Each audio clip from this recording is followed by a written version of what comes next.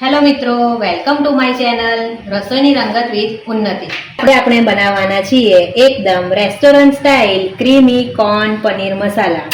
ટામેટાની rich gravy, તાજી મલાઈ અને સોફ્ટ પનીર સાથે મીઠી મકાઈનો અદ્ભુત સ્વાદ આ વાનગીને ખૂબ જ ખાસ બનાવે છે।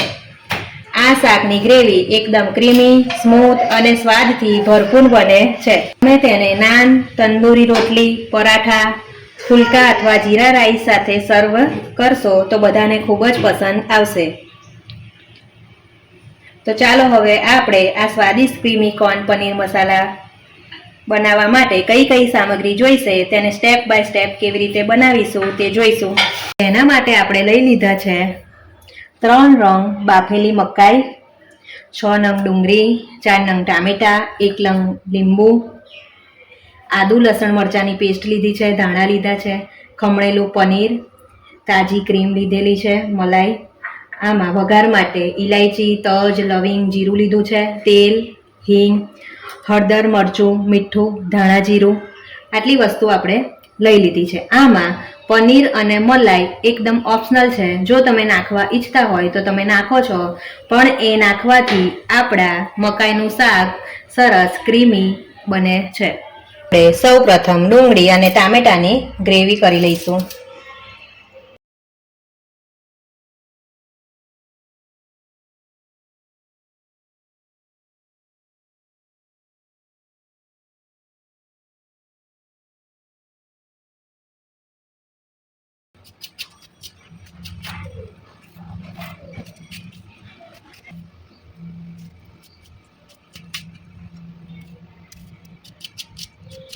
આપણે મિક્સરમાં બંને ગ્રેવી સરસ રીતે તૈયાર કરી લીધી છે।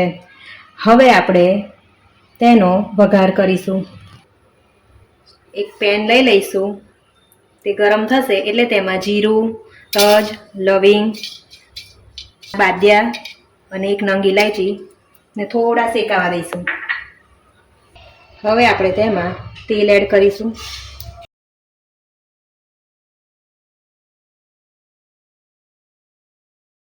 તેલ ગરમ થશે એટલે તેમાં હિંગ નાખીશું। હવે આપણે ડુંગળીની ગ્રેવીને એડ કરીશું।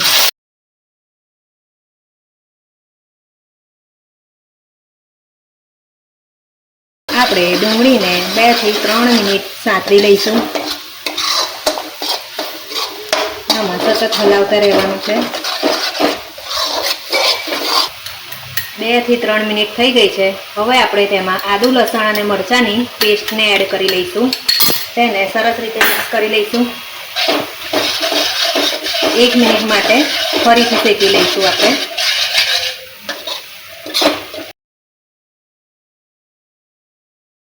મિનિટ થઈ ગઈ છે।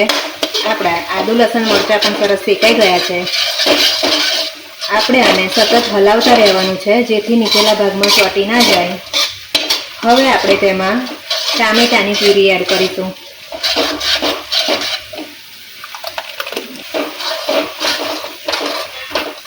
ટામેટાની પ્યુરીને 2 થી 4 મિનિટ સુધી શેકી લઈશું। આપણે 2 થી 4 મિનિટ થઈ ગઈ છે। હવે આપણે તેમાં બધા મસાલાને એડ કરીશું। હળદર, મરચું, મીઠું, ધાણા જીરું બધી જ વસ્તુ એડ કરી દઈશું। મસાલા સરસ મિક્સ થઈ ગયા છે। હવે આપણે તેને ચડવા દેવાના છે, એટલે ધીમો ગેસ કરીને થોડી વાર માટે રાખીશું, 2 મિનિટ સુધી। ત્યાં સુધી આપણે મકાઈના ટુકડા કરી લઈશું। આ રીતે આપણે તેને નાના નાના ગોળ ટુકડા કરી લેવાના છે। તે ટુકડાને વચ્ચેથી પણ આપણે કાપી લઈશું।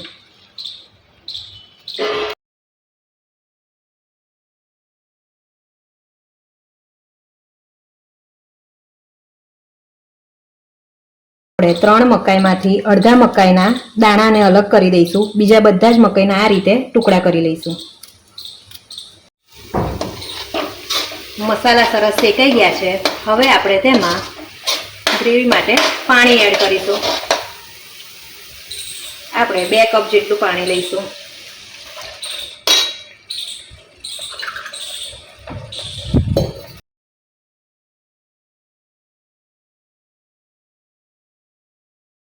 થોડીક જાડી ગ્રેવી લાગે છે એટલે આપણે હજુ થોડુંક એક્સ્ટ્રા પાણી ઉમેરવું પડશે. તમારી રીતે પાણી વધારે ઓછું રાખી શકો છો. હવે આપણે તેને સરસ રીતે ગરમ થવા દઈશું. આપણી ગ્રેવી સરસ રીતે ગરમ થઈ ગઈ છે.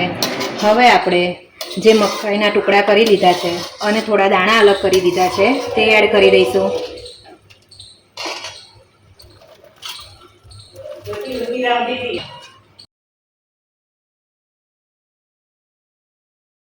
તેને ધીમા ગેસ પર 8 થી 10 મિનિટ રાખવાનું છે. 8 થી 10 મિનિટ થઈ ગઈ છે. આપણું સબ્જી તેલ છૂટું પાડવા લાગ્યું છે એટલે સરસ મજાનું દેખાઈ રહ્યું છે. હવે આપણે તેમાં મલાઈને એડ કરીશું. તેને સરસ મિક્સ કરી લઈશું.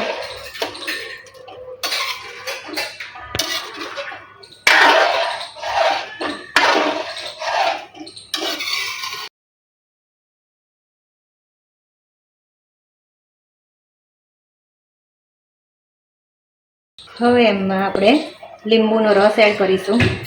ખાર લીંબુ ઉમેર્યું છે. જો તમારે વધારે ખાટું ખાવા ઈચ્છતા હોય તો તમે વધારે ઉમેરી શકો છો. હવે આપણે તેમાં ખમણેલું પનીર એડ કરીશું.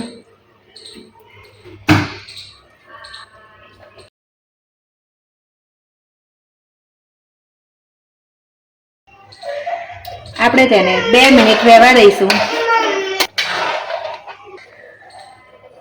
2 મિનિટ થઈ ગઈ છે. આપણું સબ્જી બનીને રેડી થઈ ગયું છે. હવે આપણે તેમાં ઉપરથી ધાણાને એડ કરી લઈશું.